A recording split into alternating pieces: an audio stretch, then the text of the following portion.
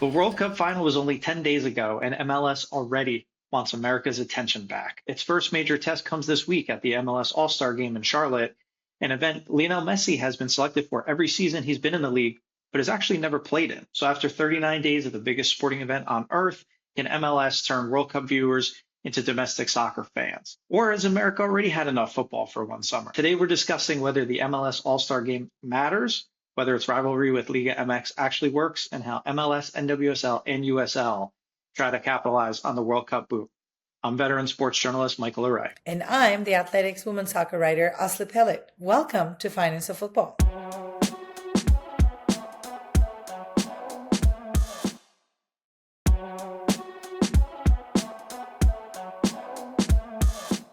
Welcome back to Finance of Football. As a citizen of the world, Asla, you were born in Turkey, you lived in Argentina, probably 15 other countries, that I can't even remember. But you've been in the US and in New York City. I have to ask, what are your thoughts on All-Star games? Because if I'm not mistaken, this is only something we do here in the US. Yeah, and I feel like you do it because your sports leagues like NBA, NFL, MLB, even though sometimes there is world in their championship names, they're actually not played against the world. And the calendar is pretty short, except maybe baseball. I think baseball has a very long calendar. But NBA season and NFL season, they're considerably much shorter than football seasons around the world. When you think about any European football league, they have to think about Champions League games in addition to their, regular season games. Plus, they have to think about, every 4 years the World Cup, every 4 years now the Club World Cup, every 4 years the Euro. So for American, South American teams, you have also the, Copa America. So really, there is no place to fit an All-Star week.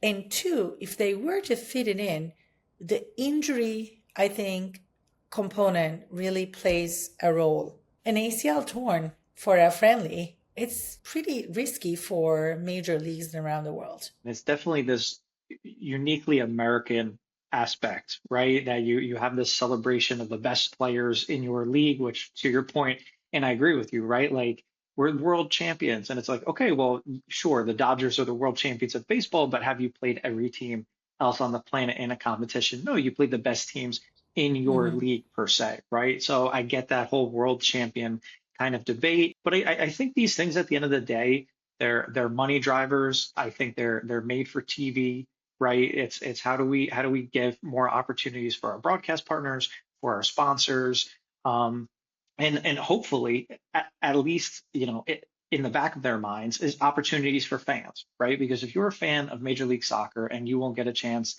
and I hate to even use Messi as an example because he doesn't show up to MLS All-Star games. He was actually suspended a game last year, him and Jordi Alba for Inter Miami. They didn't have the valid excuse, if you will, to not play in the All-Star game this year. Messi and Rodrigo de Paul have the proper, excuse to not participate.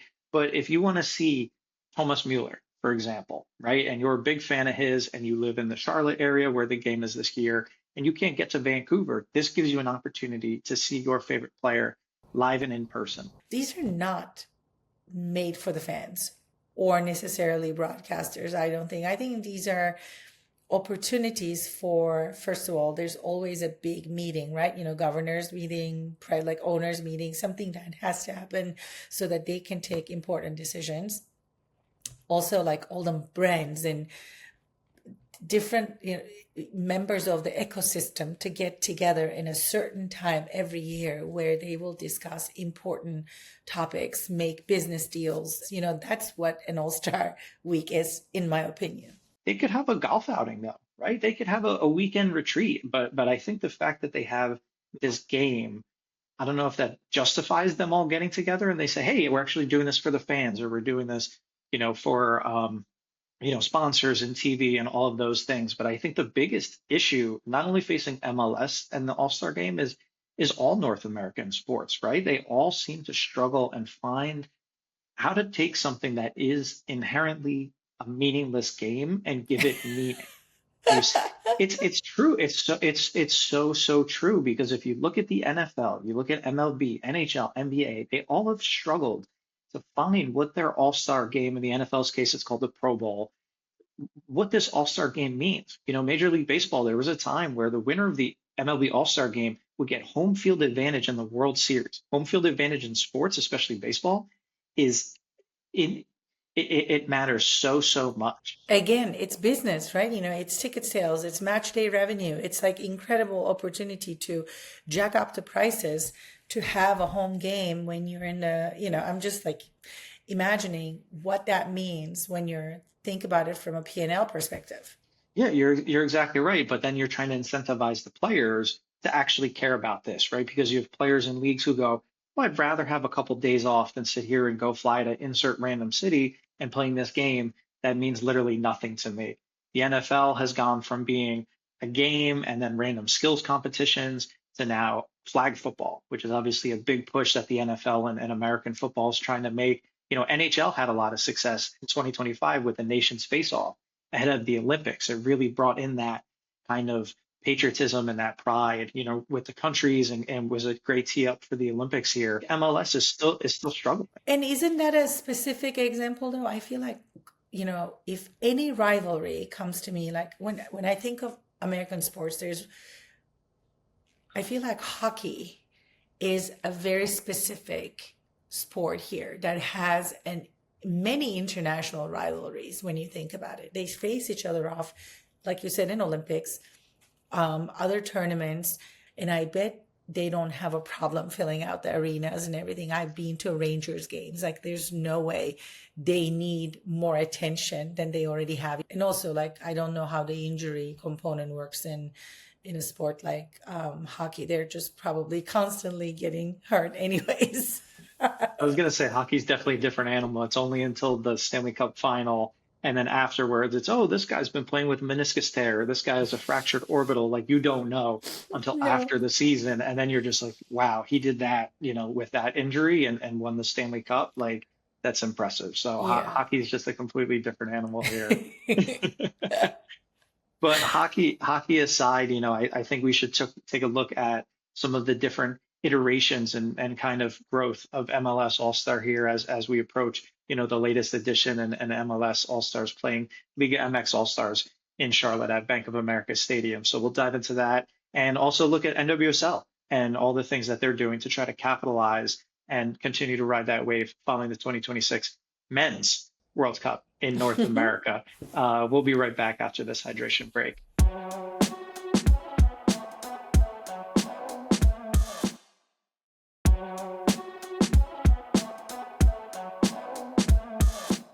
Welcome back to Finance of Football. Let's take a look at this week. So, MLS All Stars started in Charlotte. It's taking place as we speak, as we are recording this episode. It always culminates with the owners' meeting. And that same night, there is an All-Star game. And this year, like you said, it's the Liga MX All-Stars against MLS All-Stars. And who isn't playing? Again, Messi is not going to be there. The poll is not going to be there. But a lot of U.S. men's national team players are in this year's roster. Some of them is, of course, New York City FC's goalkeeper, Matt Freese. Charlotte FC's Tim Ream, Vancouver's Sebastian Berhalter, whose name is being mentioned in some of the articles I recently read about a transfer to Europe as well. So I think from the U.S. men's national team perspective, I would be interested in watching this All-Star game if I was a U.S. men's national team fan, wouldn't you? It's tough to say, and no shade to Freeze and Ream and Berhalter if he's there. Obviously, like you said, he's kind of waiting for the ink to dry on a deal going to England and Middlesbrough. But those aren't the biggest and sexiest names in U.S. soccer, right? That's Pulisic and McKinney and Balogun and those other guys, but they don't play in the U.S. So I think for MLS, it's about how we have this homegrown talent or talent. Tim Ream, I must say it once every episode, is no spring chicken. That this is potentially his last MLS All-Star game. So it's a celebration of the success we had this summer, but also realizing that like the U.S. national team is still growing. But I think that's where MLS runs into an issue is that you know you look at some of the stars and Son and Mueller, they're expected to play in the past. on the Liga MX side, you had, Chicharito Hernandez, and Sergio Ramos was kind of their key player last year, and Keylor Navas is that player this year. And, there aren't those massive global stars. Like, yes, they're probably big enough in the United States and for MLS fans, but if you really want non-diehard MLS fans to care about this, how do you try to make it something, again, how do you make it something valuable and exciting when inherently it isn't? And I think that's where the skills competition has come into it. That's grown and evolved over time. They have the goalie wars now with the MLS Next pro goalkeepers, which is a lot of fun. MLS relied on iShow Speed last year in the skills competition. They have more creators this year. So is it Celine Department or Celine DPT? I don't even know. They're really trying to bridge that gap between, youthful audiences and creators, and then also having the soccer fans coming together and wanting to care about this. But again, why do people care about this? I think there's one important detail here that I think will make it more interesting if I was doing this competition all over again. Like, you want to make it interesting for me? Put Griezmann there as like a, joker player, someone who's coming to the league new, big shot name. Put Lewandowski in this squad. Like, don't I get the point of like why they have been selected? It's by voting, their performance from the season before. But we know this, like, seasons here and all around the world can end before we even get to MLS All-Star, or players will be super tired because they just did an international tournament like World Cup, and they're not going to come out of a 42-day World Cup plus the 10-day preparation and come back and play this game. They're already so tired, they probably shouldn't even play this match, even if it's a one-off. But somebody who's resting, I don't know, like, bring a star player to this that is new to the league, introduce that star player to us. I think they're missing out on like not putting Lewandowski and Griezmann in the squad to make this spicy. It just kind of makes the competition, in my opinion, a little more interesting if there was a new component. If there was something little like, oh, and surprise, surprise, we have, this new player on the squad. And because they design the whole thing, they can change the rules, right? Like, nobody says you cannot change it. This is not, I don't think FIFA is like a rule book or anything. You can actually make the rules as you go. Yeah, of course. I get that. But again, to your point, if I'm Robert Lewandowski and I just signed with Chicago Fire, A, do I deserve to be an MLS All-Star after being with the team for a week and a half? And B, what's my incentive as a late 30s player who has got so many miles on my legs to go play a game in a city that means nothing to me? So, like, I get where you're saying in terms of bringing the So stars, and you're I think thinking that's it's the opposite. They don't have any, I don't care. I mean, I'm not saying they care.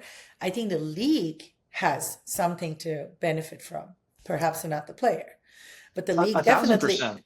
But they Exactly. need they That's what need I'm to get saying. those players there. If they Yeah. can't get Messi there, they've given Lionel Messi the David Beckham and then some treatment in terms of what he got to come to this league. If you can't get Messi there, with the amount of money, with the amount of attention, with the amount of everything that you're giving him, I understand Argentina was just in the World Cup final 10 days ago, right? I'm not discrediting that. I know there's, recommendations and rules about having these guys rest 21 days. But last year, Messi had zero excuse. He was healthy, he was rested, he was all of these things, and he said, you know what? I don't want to do this. And then MLS was put in a tough position of, how do we sit here and now punish him for going against this? Because if he was any other player, he would be punished accordingly, right? It wasn't a financial fine, it was a one-match suspension. So Don Garber was in a very tough spot of, ooh, I don't want to punish him, but I have to, because if I don't, it sets a precedent where maybe next year Griezmann and Lewandowski get selected as all-stars, and they go, you know what, I don't want to come and play. So again, it goes back to that incentivizing these players. And if you're MLS, do you also just want to have this over 35, tournament of these former global all-stars playing in this competition that is just kind of like, again, what's the excitement? Is it just, hey, these players are in our backyard? Like, does it go beyond that? So here's another thing. I don't know what the prize pool for participation on MLS, do you? Because the NBA All Stars get paid through a prize pool, and that's not small. So they play for money. Championship team gets 125,000 per player. Runners up are getting 50,000 per player, and third place team That's nothing for 25. those guys. That's nothing for That's those nothing guys. for They'd those rather take the guys. 3 days off, in all Okay, honesty. but I don't know if the prices for MLS compares to these, prize purse at all. Like, is the penalty PK, winner makes 105,000 per penalty? Like, what is the incentive? Because maybe this is not an incentive for NBA players, but where the salaries are much lower, there is an incentive for an MLS player to actually come out and play. I don't know. Ashley Westwood of Charlotte FC, wouldn't he like $125,000 extra? Like, I think they would. I think it's two separate situations because of course, yes, your insert random, run of the mill MLS player who isn't making millions and millions of dollars a year like a Messi, like a Griezmann, like any of those other DPs. Of course, they're going to say, "Hey, I can go and do this and make some extra money. Why wouldn't I?" But I don't think that's the issue. The issue isn't getting those guys to this event. The issue is getting the big names, the stars. MLS sits here and they say, "I don't want to be a retirement league," but you have a lot of these stars who are 35 plus who are here, who are your bigger names, who are your highest jersey sales, who are the ones putting butts in seats, right? Are they selling out the stadiums for Tim Ream? Again, no offense to Tim Ream, but you're comparing Messi and Tim Ream, whether it's All-Star game or a regular season game, and it's night and day, right? So I don't think that's the issue for the All-Star game. I think the issue is getting the big name players like a Messi, like a DePaul, like a Jordi Alba. It's no coincidence they were all Inter Miami players, but getting those guys to care about this because when the players care, then the fans are going to care. Outside of this just being some event in somebody's backyard, whether it's Austin or Columbus or Charlotte, what does it matter for the general soccer fan outside of those couple days in that city? It doesn't really. I'm very curious, and I know the game's on Apple TV, and we're not going to see those viewership numbers because they're very close to the chest with those numbers.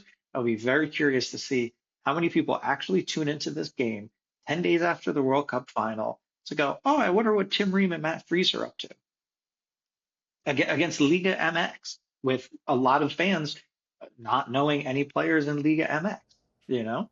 All-Star games aside, one thing is for, I think, it's clear MLS, NWSL, USL are all trying to ride the World Cup wave and get more people interested into domestic soccer. One thing that I think it's important to share is how they're trying to bring these new casual soccer fans into stadiums. 22 out of 30 MLS clubs are offering complimentary tickets to first-time attendees through its First Match Us On campaign, which the NWSL did that for many, and still does it in many occasions.